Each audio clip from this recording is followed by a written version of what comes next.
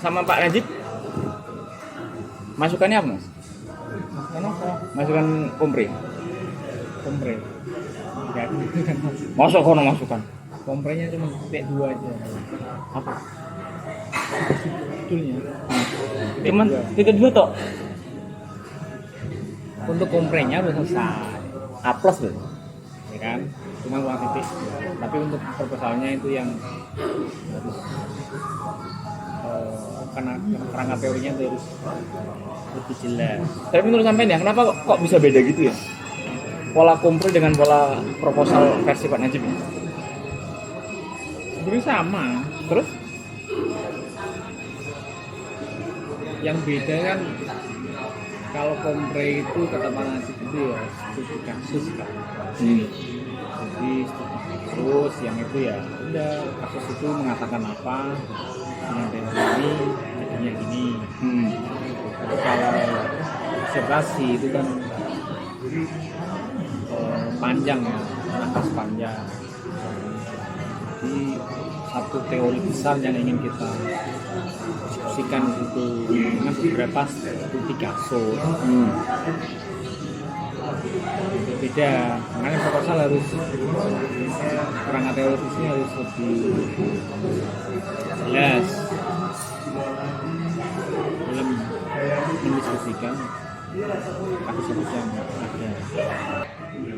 Nah, menurutku kan kalau kompre itu diupload sebagai jurnal, ya itu kan harusnya harus komprehensif juga kan. Apa bedanya dengan disertasi? Nah, menurut sampai ini paradigmanya gimana? Kok ada penekanan di disertasi daripada di kompre? Toh sama-sama based on research kan? Jadi bedanya disertasi sama kompre gitu. Kan output kompre kan jurnal kan? Output kompre kan jurnal. Berarti kan based on research. Harusnya punya penilaian yang sama kan? Standarnya kan harus sama, harus sama-sama komprehensif kan?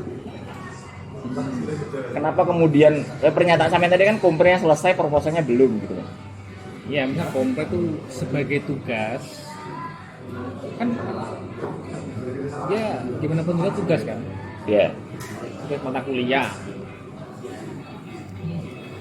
yang mungkin standar beberapa dosen ya beda. Ada yang dia mungkin 100% siap publish dan grab artikel kan. Jadi per paragrafnya itu harus clear. Ada yang ya yang penting tujuan utamanya misalnya kompre itu dimaknai sebagai pemetaan, kajian. Nah, bukan hanya pemetaan kajian, tapi memetakan itu dalam rangka ya untuk menemukan celah yang belum dikaji orang, kemudian bagaimana disertasi kita kemudian bisa memasuki celah itu. Di kompre kan? Ya kan? Meskipun itu sifatnya tidak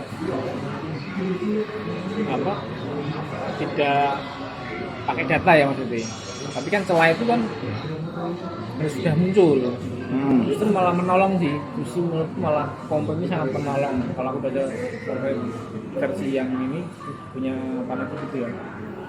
Justru kompre itu menolong kita agar disertasi kita itu sudah terdetek di awal gitu. Kerancuannya itu terdetek di awal.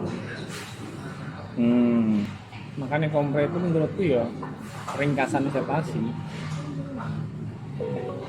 tapi versi ini. Jadi bunyi atau tidak disertasi itu ya kalau komprenya sudah oke ya kayaknya pembahasannya mah tinggal oke. Karena sudah jelas pemetaannya kan. Jadi temuan apapun di disertasi ya nggak akan jauh dari perdebatan yang ada di alumni mana, kemudian ya faktor sosial, lingkungan dan tradisi, termasuk tradisi keilmuan maksudnya kan, mempengaruhi pemikiran dan visi pemikiran seseorang. Makanya Pak Amin filosof, alhamdulillah filosof. dia lebih sebagai filosof, pemikir besar yang memang pemikirannya ya terkait dengan konteks zaman beliau waktu itu kan, untuk mengenai apa namanya takfiri Islam yang dikotomi antara agama dan sains. Kalau sekarang Kalau sekarang kan udah relatif yang semua itu terkoneksi ya, penyelesaian. Mas Ugo, apa boleh kita nyimpulkan itu sebagai empirical studies, Mas? Pergeseran itu sudah dimaknai sebagai kajian Islami disukai ini sekarang sudah Berkembang, empirical studies. ya berkembang. Nggak mungkin dong sejak zaman Pak Faiz dulu ya, Pak Faiz itu disertasinya tentang pemikiran tokoh atau Pak Alim dulu mengkaji tentang filsafat antara apa namanya Heidegger sama Iqbal, existentialism. Ya itu sudah banyak artinya ada pemikiran-pemikiran itu. Iya, maksudku intinya kalau kita sekarang nih cenderung ke empirical studies, memotret hal-hal kecil, Nah, empirik lebih ke etnografi dan antropologi kan? justru malah ke Islamic study. Kenapa gitu? Ya, karena Islamic study sendiri berkembang di ranah luar juga. Lahirnya pemikir-pemikir baru dalam Islamic study, kemudian ada temuan-temuan teori baru dari luar. Zaman Prof. Amin belum muncul tuh tradisi diskursif. Sekarang tuh. Masa yang sudah muncul kita gak adopsi kan? Sayang. Oke. Ya updating sih. Poin saya kita sangat up to date terhadap pemikiran-pemikiran yang terbaru. Setiap kali yang apalagi aksesnya sekarang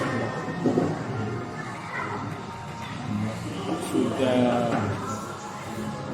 accessible terhadap semua kalangan, langsung di Papua dimanapun negara semua bisa mengakses jurnal itu. Memang tidak ada istilah ini kan ketinggalan ini malas bacaan.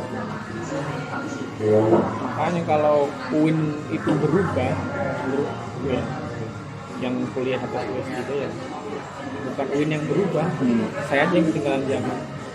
Oh, oke. Makanya kajian sekarang kan Trennya lagi itu ya. ya tren itu loh, biasanya ada tren itu loh.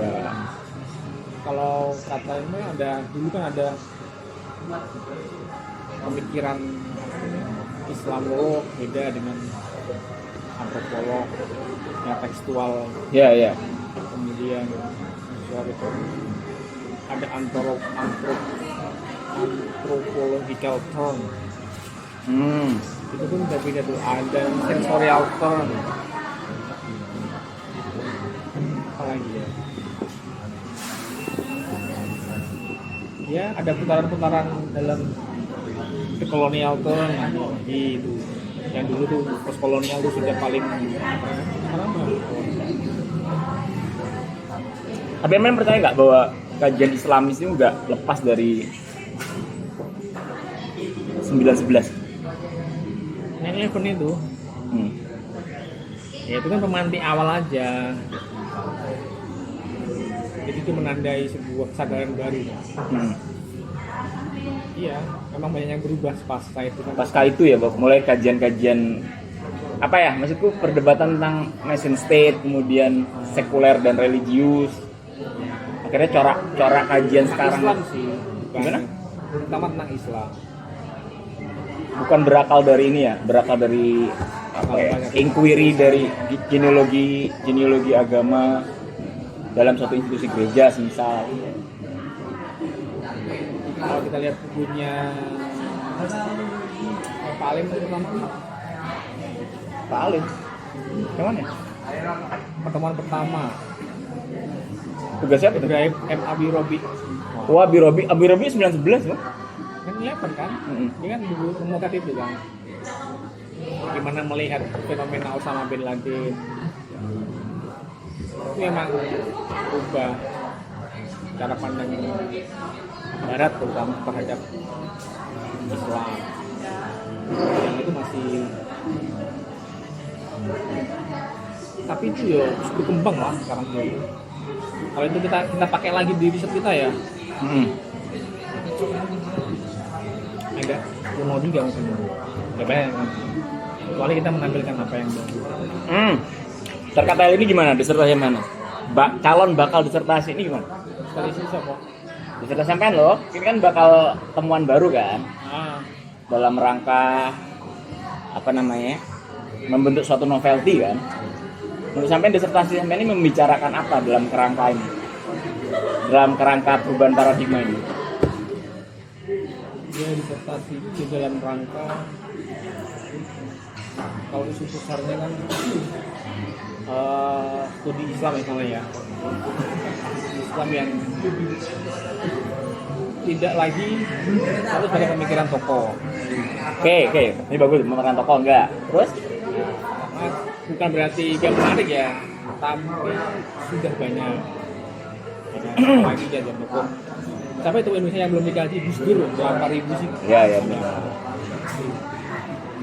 Jadi hal-hal yang belum disentuh lah yang ini. Bukan lagi wacana keilmuan dari tokoh itu, semangatnya apa, ideologinya apa, dan juga tentang bagaimana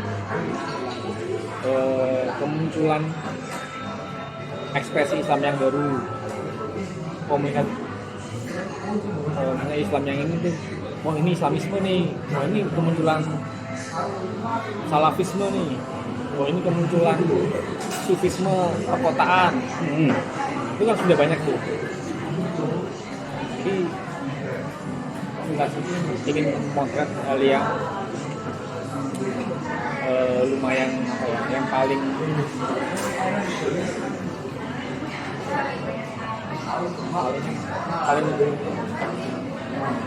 simple, paling material, yaitu menggunakan media tadi. Bagaimana seorang itu dibentuk atau memahami subjek Islam ya. Bukan lagi apa itu Islam, tapi ya sebenarnya memahami bagaimana subjek Muslim itu terbentuk. Apa subjek Muslim dalam pengertian apa di sini? Ya, subjek Muslim itu didefinisikan sebagai apa? Kan subjek ini kan banyak pengertiannya. Bisa subjek mata pelajaran, bisa subjek sebagai apa gitu. Subjek ini kan subjektivitas kan, konsep. Itu tentang bagaimana seseorang itu memaknai dirinya itu mengartikulasikan dirinya itu sebagai siapa, sebagai orang Islam, subjek. Oke. Kan subjektivitas kalau katakan berbeda dengan identitas kan. Kalau identitas itu seringkali dimaknai secara administratif oleh negara kan. Kamu itu ya KTP-nya Islam, orang dari mana gitu. Atau dia tinggal di mana, kan jelas tuh. Tapi kalau subjektivitas itu, kalau katakan I am Muslim, terus saya sebagai orang Muslim itu bagaimana saya mengamalkan ibadah saya tuh sesuai dengan doktrin Islam. Terus bagaimana kalau ada yang melarang itu, ada yang menghambat saya dalam mengamalkan Islam. Makanya bagaimana menjadi Islam? Jadi dia sebenarnya itu mencoba paradigma baru untuk mengetahui bagaimana seorang Muslim memaknai dirinya sebagai Muslim. Gitu. Ya. Yang selama ini kita tuh terpikir oleh negara. Terus karena kan lagi seru nih kalau kita sampai di internet kan isunya kalau ini misalnya Palestina sama Israel. Kita kan semakin mematikan loh subjek Muslim kita. Udah klaim Netanyahu sebagai apa ya? Hamas tuh barbar segala macam itu kan mematikan. Gimana subjek muslim Didefinisikan secara kasar lah. Kalau Indonesia pun kan sama subjek muslim bukan Indonesia loh mas. Bagaimana orang Islam itu mengekspresikan sesimpel itu. Berarti dari kerangka itu ya memaknai subjek muslim. Oke, kalau dari kerangka itu judul sampai apa? Itu bagaimana tentang bagaimana subjektivitas itu dipahami, ini subjektivitas muslim ya dipahami melalui aktivitas atau tindakan dia dalam menggunakan sensibilitas yang dimediasi oleh suara dan paten mendengarkan. Oh, berarti sensibilitas itu dibentuk oleh sensibilitas baik yang agama maupun yang non-agama. udah sampai fokusnya di agama. Bagaimana sensibilitas itu membentuk sensibilitas. Memang bisa terbentuk dari situ. Memang iya. Salah satu media sudah Islam ya dari sensibilitas. Bagaimana cara orang Islam merasa, bagaimana cara orang Islam menilai, itu terbentuk dari penuh tubuh. Apa mas? Tubuh. Terbentuk dari tubuh. Ya, tubuh kan. Jadi kata ini subjektivitas Islam itu dapat dipahami melalui satu praktek keseharian, dua artikulasinya, ketiga itu dari sensibilitas. Itu kata siapa? Asal. Praktek keseharian, artikulasi, terakhir apa? Sensibilitas. Makanya isu sensibilitas tidak lepas dari subjek. Oh, berarti Anda ngambil poin ketiga ini ya, sensibilitas untuk dalam rangka membentuk subjektivitas. Kalau yang punya Munah Mahfiro itu kan dia menerangkan kan dia punya kan agensi dan identitas. Nah, identitas ini dia pembentukannya itu mengambil dari subjektivitas. Tapi beda kan antara identitas dan subjektivitas akhirnya kan? Beda. Tapi yang subjektivitas itu membentuk identitas. Bentar, pada poinnya agak kepertanyakan. Kan berangkat dari kerangka bahwa ada perbedaan antara subjektivitas dan identitas.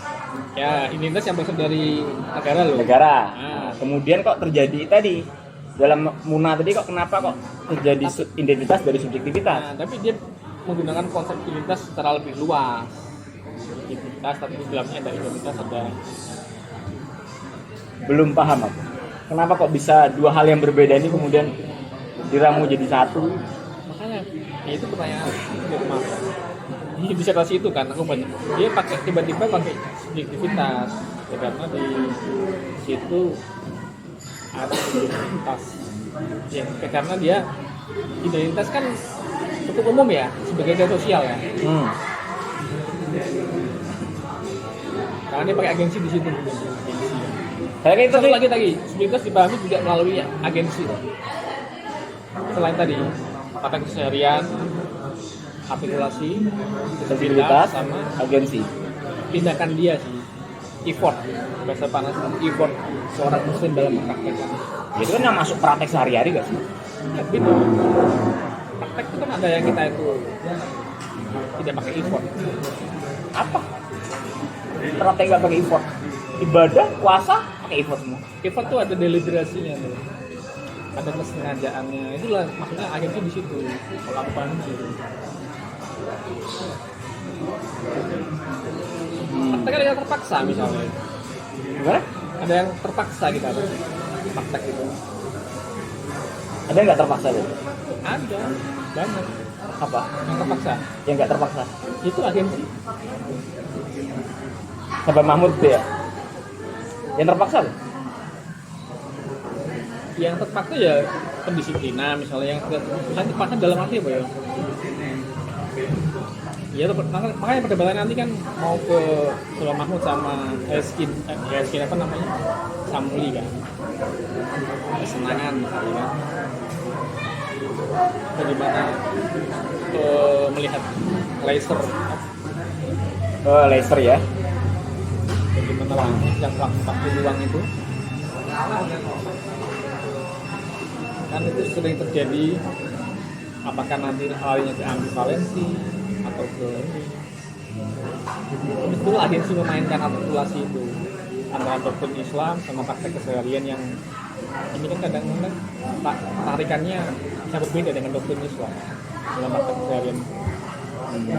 Tapi kalau kita pakai silke murni kan seolah-olah itu ya orang yang Islam itu kan tidak manusiawi gitu. Nah kritiknya Nabi Fadil kan? Maksudnya nggak manusiawi apa? Iya, orang nggak terlalu Islam kayak kajiannya apa namanya tuh Helskin sama Asad, Mahmud. Mahmud itu bukan manusia itu nggak lumpang itu profit syariah itu. Islam juga gini nih kayak orang ini. Oh. Kalau Fadil kan nggak boleh gitu mas Samuli. Meskipun dia ada praktek Islam, tapi juga ada praktek yang benar-benar orang lurus loh. Bukan berarti kalau kita mengatakan ada yang ambivalen, berarti mengatakan semua orang Islam ambivalen kan enggak. Tetap ada dong fenomena orang yang benar-benar lurus itu ada.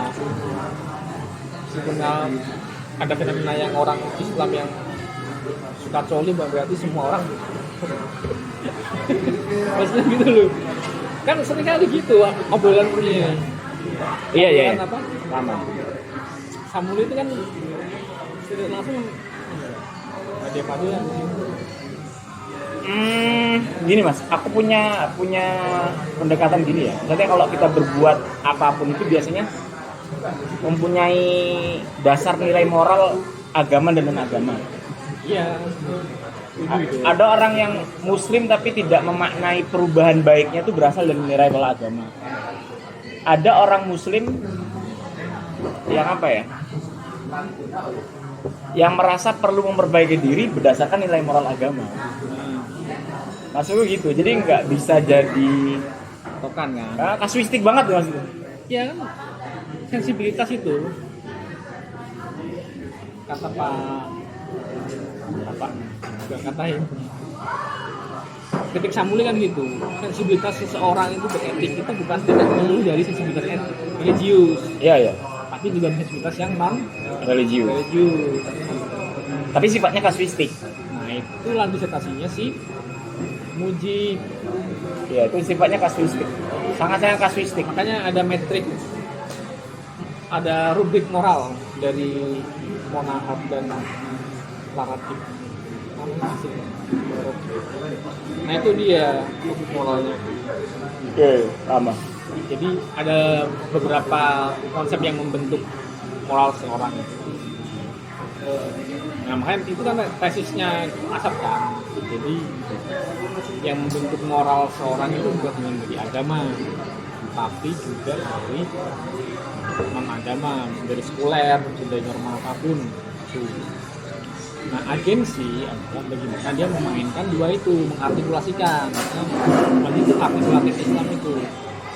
Saya sebagai orang sekuler, saya sebagai seorang ini bagaimana menegosiasikan keduanya itu.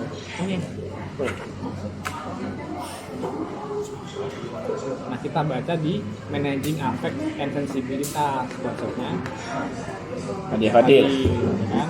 Ada yang dominan di sekulernya orang Islam, ada yang dominan di Islamnya dalam praktek handshaking itu.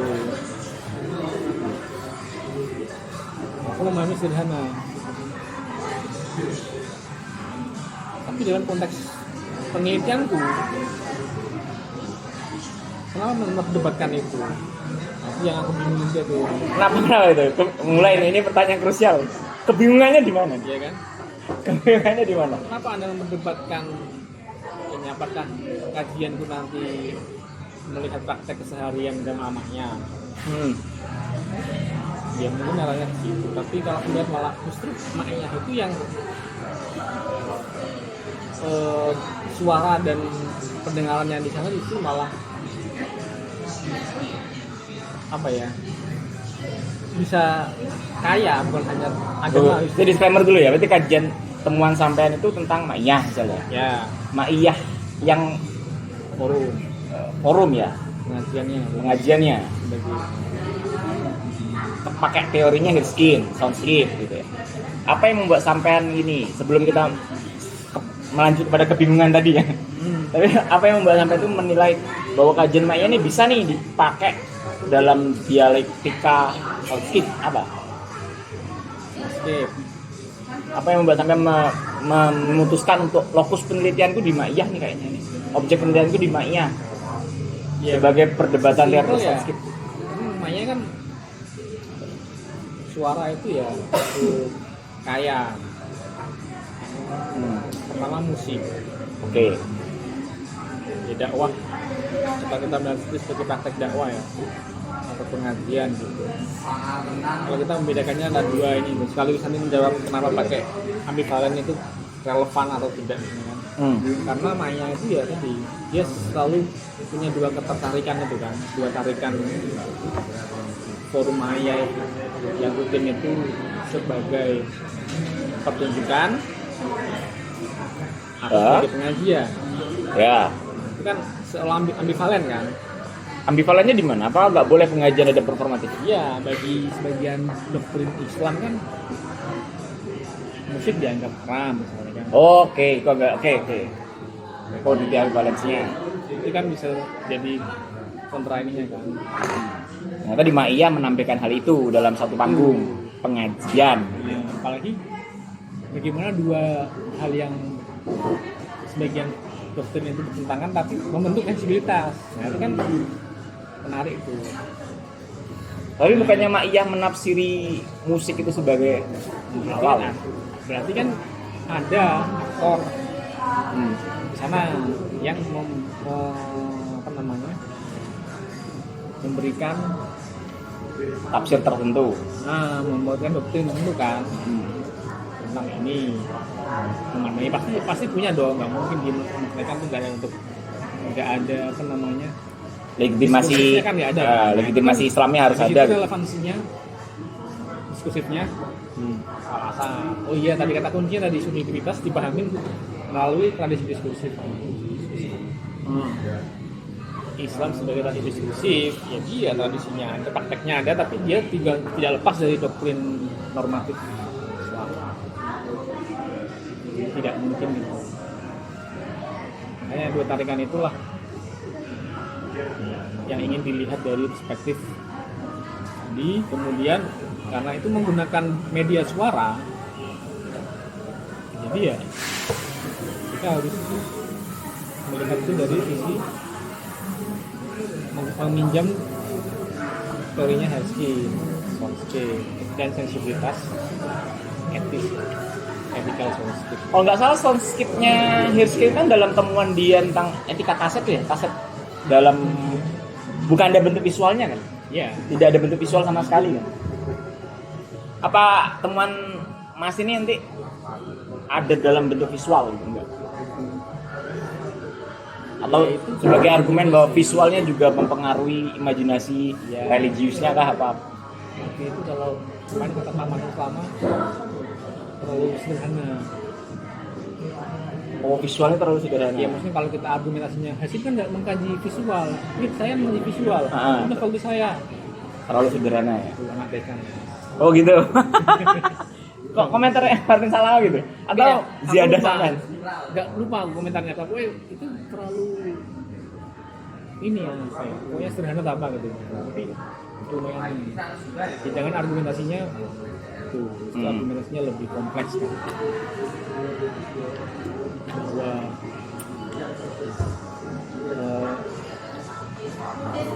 dia mengembangkan Hirskin itu kan sudah sesuatu yang brilian juga sebenarnya. Briliannya di Ya, karena dia membawa perspektif tadi sensorial itu ke dalam ranah agama. Jadi mengimpor teori sosial atau antropologi itu ke dalam studi agama itu masih jarang. Karena kalau disertasi lagi itu kita harus ngecek dulu apakah kita yang pertama Ya. atau kita meneruskan yang sudah ada. Makanya kita kan selalu argumentasinya Pak Najib kan kehati-hatiannya adalah melanjutkan diskusi yang sudah ada itu dalam rangka ya selain biar kita tuh bisa berkiprah dengan ya kita menghargai kan ya, gimana kita tuh membaca penelitian yang sudah ada. Nah Heskin maksud yang mengawali itu teks suara itu kayaknya sebelumnya Manda. Oke. Cuma sudah ada fungsi kayak Birgit Mayer misalnya kan. Birgit Mayer itu juga mediasi agama kan, tapi dia kan tidak spesifik suara. Dan itu kan membalikkan semua teori sosial yang selama lama ini tuh tekstual, visual, Apa Levi Strauss ya? Levi Strauss terlalu strukturalis. tapi lebih kepada embody. Terus dulu tekstual tadi ya, ngomongnya gitu. Terus kalau melanjutkan diskusinya soundscape yang sudah dibicarakan oleh Heskin, lanjutannya apa di Desert Element? Apa? Kan ceritanya kan melanjutkan diskusi soundscape, sensorik tadi kan. Intinya kan sensorik kan. Yang mau sampean lanjutkan tuh apa? Yang saya mau bilang ya masih tentang suara. Ternyata Heskin kan dia yang secara pertama ya ini emang dia menurut aku yang pertama yang mengawali bahwa sebuah praktek mendengarkan itu dianggap sebagai kedisiplinan yang kemudian membentuk etik. Sebenarnya kan kalau kita kritis ya, mana aku mikir-mikir sendiri kan kritis itu. Dan ini tuh temuannya apa sih? Ya yang namanya orang ya mendengarkan pengajian jadi baik kan wajar, kecuali dia mendengarkan musik jadi baik. Bener kan? Kamu begini ngurungan Gus Baha Jadi baik. Itu sholat kan wajar toh. Iya terus? Harus apa? Pilihan dia.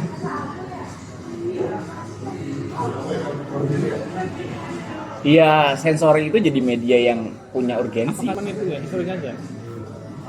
Ya kalau membantah bahwa strukturalis atau membantah teori-teori sebelumnya itu tidak memandang sensorik, akhirnya penting kan? Yang menarik itu di counter publiknya. Counter publiknya gimana? Counter publiknya. Jadi perlu dibahas kan konteks Heskin itu kan dalam rangka melawan pandangan politik terhadap komunitas mendengarkan khotbah itu yang dianggap itu adalah sebagai agen politik. Jadi mendengarkan ceramah khotbah itu dianggap sebagai komunitas politis yang ingin menguasai negara misalnya, atau ingin punya kekuasaan negara. Oh, I see. Oh, nangkep. Tapi kan Heskin juga enggak kok. Ini cuma bagaimana orang itu mendengarkan sebagai disiplin dalam rangka biar dia memperbaiki etis. Jadi yang menarik dari sini itu sebenarnya bukan semata-mata sensoriknya, tapi bagaimana arena sensorik ini diklaim sebagai publik untuk melawan. Dibantah sama Heskin, enggak ini sebagai kesalahan tok ini. Mahmud Politik, pergerakan politik ya. of Mighty ya kan. Dia kan membantah feminis sekuler. Oh, Ya kan? oke. Nah, itu kan Konteksnya gitu. wacana besar ya Mas ya? Wacana besar kan? Temuan yang sangat sulit dibantah bagiku ya. Maksudku kalau kita sebagai peneliti selanjutnya gitu kan. Dia kan sudah dapat wacana nih, counter publik nih, nggak hanya sensori. Nah, kita mau ngelanjutin apa? Banyak gapnya. Apa gapnya? kemudian itu kan dikembangkan ya, itu kan sebagai patokan pertama. Ada yang mengembangkan itu misalnya Eisenhower Apa yang dikembangkan? 2018 itu baru sih. Ya dia menggunakan kalau suara itu bisa menciptakan sensibilitas etis, membentuk. Tapi kalau Eisenhower kan suara itu membentuk ruang sakral. Jadi praktek orang dengerin kaset-kaset ini Nazi itu puisi India,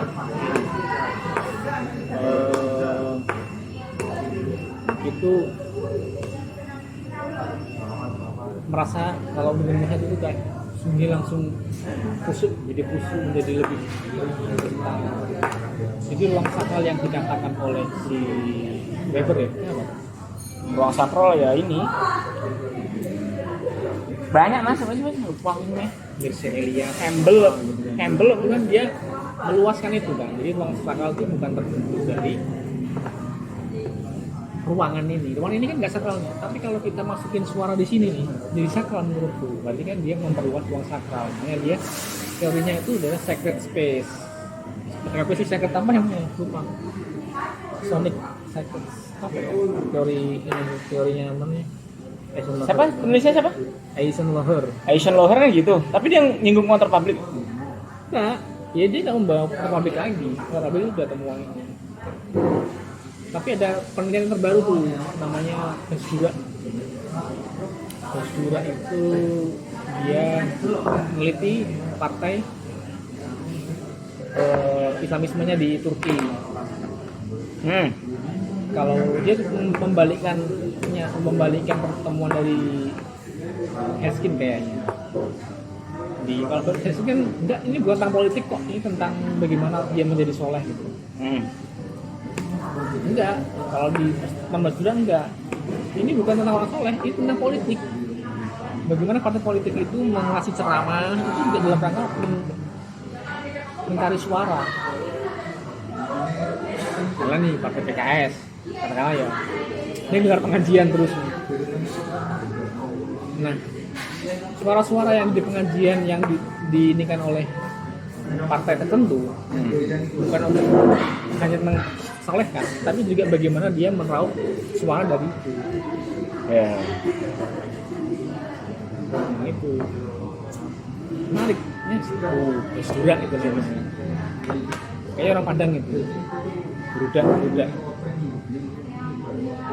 Ya, iya yang aku tangkap kan Heskin tuh kerennya karena dia counter public. Sehingga narasi kesalehan melalui sensor itu menjadi relevan ketika publik ngomong itu sebagai kegiatan melawan negara. Ya, counter public kan. Counter kan banyak, counter public, counter narasi, counter itu teorinya banyak. Nah, sampai melihat posisi Ma'iyah ini sebagai counter apa? Counter public bisa, tapi itu Tuduhan serius loh. Maksudnya kalau Ma'iyah itu sebagai gerakan. enggak gerakan, enggak only movement. Counter public itu bukan hanya gerakan, counter narasi juga. Tapi bagaimana suara-suara itu kemudian yang membentuk. Karena meskipun kita pokoknya ke suara ya, tapi diskusi yang ada di Ma'iyah itu kan tidak bisa kita sampingkan wacana yang dibangun dia. Meskipun dia secara politik tidak terlibat atau tidak ikut orientasi politik tertentu, tapi kan hampir setiap Ma'iyah itu membicarakan masalah negara, masalah politik. Itu aku hampir dapat cuman nggak bisa nyebutnya gitu loh. Maksudnya ketika Sabran ngomong berbagai hal Politik. tentang politik ya, skema politik hari ini maksudnya gitu. Ya. Selalu dibicarakan, terus kita kaitkan dengan kesalehan dalam kemaiyahan itu. Artinya dia kan mau menunjukkan bahwa peran Ma'iyah dalam apa ya, keterlibatannya sebagai negara apa ya, sipil apa ya, warga sipil lah katakan. Civil society, keterlibatannya sebagai civil society punya apa ya, punya pengaruh dalam Politik. Ya bukan politik praktis tapi ya, cuman membentuk opini apa yang harus kita lakukan gitu. Itu rasa ketemuan sih. Ya itu nanti pengembangan sih. Tapi tadi ya argumentasinya, meskipun suara itu ya memberikan kreativitas, tapi suara tanpa wacana konsen mabuk pak. Ya. Orang diajak merusuki terus tapi tidak ada doktrin ini kan romantisnya kan. Aku nemunya gini mas, maksudnya aku pengen ngomong kalau Hirskin melihat counter public sebagai apa namanya ya, argumen dia yang menyatakan bahwa pendengaran ini sebagai suatu bentuk kesalehan ya.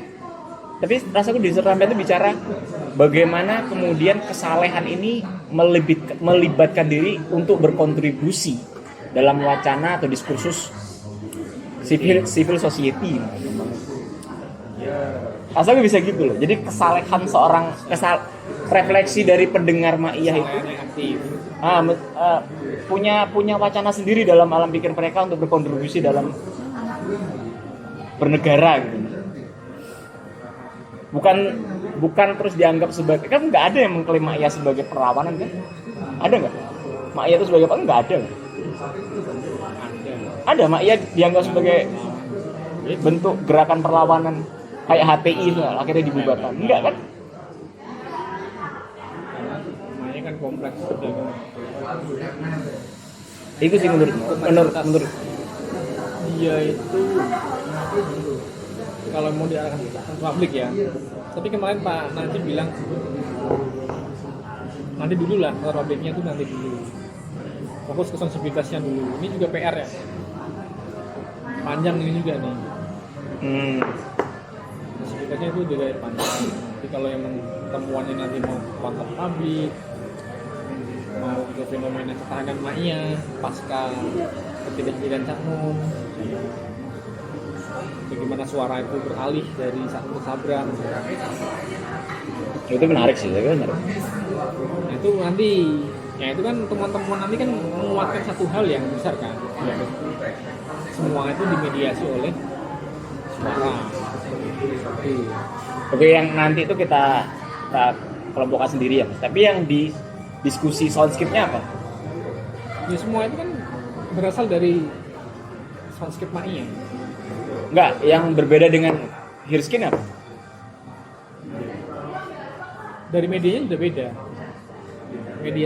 Mediasi Hirskin kan dia hanya suara tunggal ya. Oleh kaset. Suaranya hanya suara orang. Sedangkan Maiyah ya suaranya kompleks. Bukan hanya pengajian, ada suara kesenian, pertunjukan. Oh, itu berarti yang ada suara sastra misalnya kan.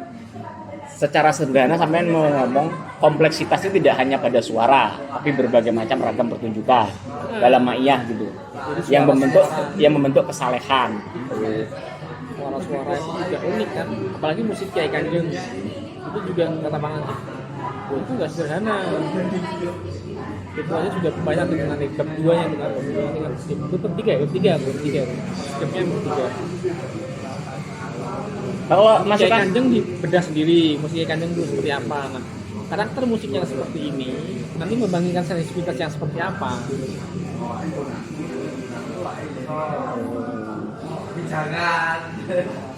Musik rebana dengan musik Kiai Kanjeng sama-sama musiknya, sensibilitasnya pasti beda dong.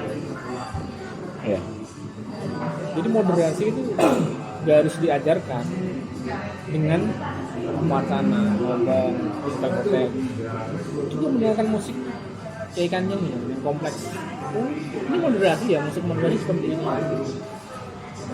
Tapi itu Kritis itu udah jauh. saya bisa mendengar musik terus kita punya wacana moderasi itu luar biasa. Bisa. Bisa. Kan Anda tahu selalu jelasin kan kalau ada musiknya juga jelas. Ini musik ini nih dia notasinya Jawa tapi liriknya Arab. Terus ada musik dia juga kan. Musik Kristen lah. Nanti dikasih argumentasi kan bahwa musik itu juga ada agamanya. Musik gereja. Musik juga ada agamanya. Musik ya musik.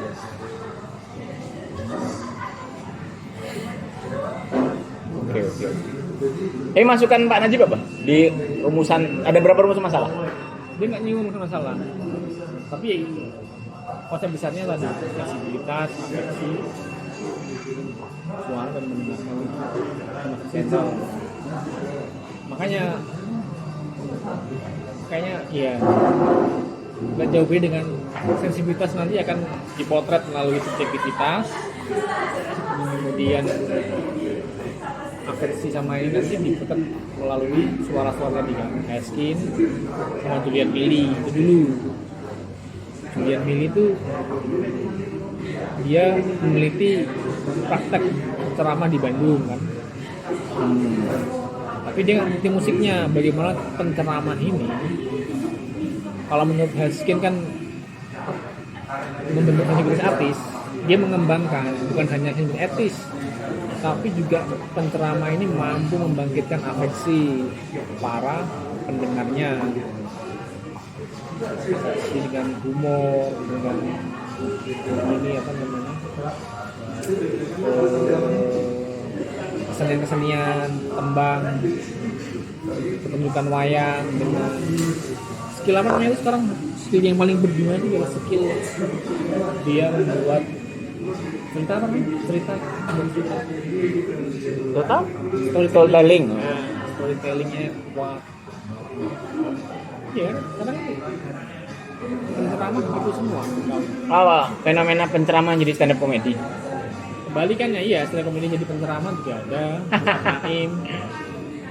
Tapi selama ini kita melihat itu dari sisi media kantornya kan, tapi belum ada dari sisi bagaimana yang mereka lakukan itu menyentuh afeksi jamaah audiens. Kok jadi logis ini aku ya, karena kalau nulis susah loh. Kalau ngobrol tuh malah.